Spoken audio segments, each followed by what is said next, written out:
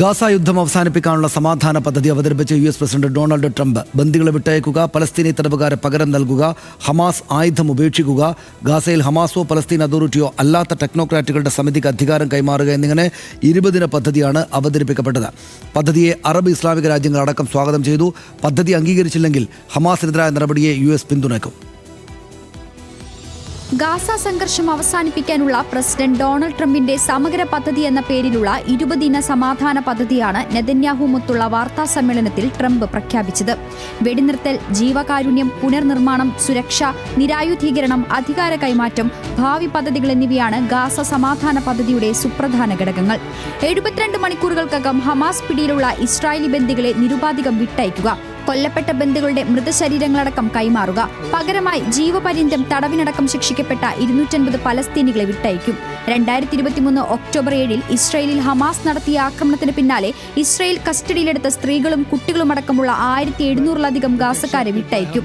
ഗാസയിലേക്ക് വെള്ളവും വൈദ്യുതിയും ആശുപത്രി സേവനങ്ങളും ഭക്ഷ്യവസ്തുക്കളും കൂടുതലായി അനുവദിക്കും. കെട്ടിടാവശിഷ്ടങ്ങൾ നീക്കം ചെയ്യാനുള്ള ഉപകരണങ്ങളും നൽകും. ഗാസയെ ഒരു ഭീകരമുക്ത സ്ഥലമാക്കി മാറ്റും.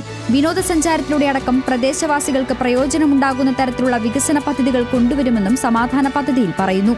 ബന്ദികളെ കൈമാറിക്കഴിഞ്ഞാൽ ഹമാസ് നിരായുധീകരണം നടപ്പാക്കണം. ആയുധം ഉപേക്ഷിച്ച് സമാധാനം പ്രഖ്യാപിക്കുന്നവർക്ക് പൊതുമാപ്പ് നൽകും.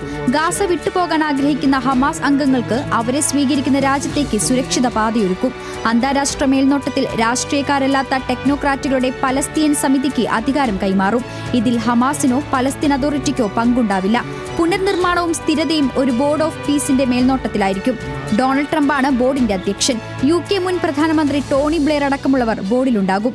What the future holds for the Palestinians, no one really knows, but the plan that we put forward today is focused on ending the war immediately, getting all of our hostages back, getting everything back. ഗാസയെ Israel അധീനപ്പെടുത്തുകയോ കൂട്ടിച്ചേർക്കുകയോ ചെയ്യില്ല എന്ന് സമാധാന പദ്ധതി പറയുന്നു.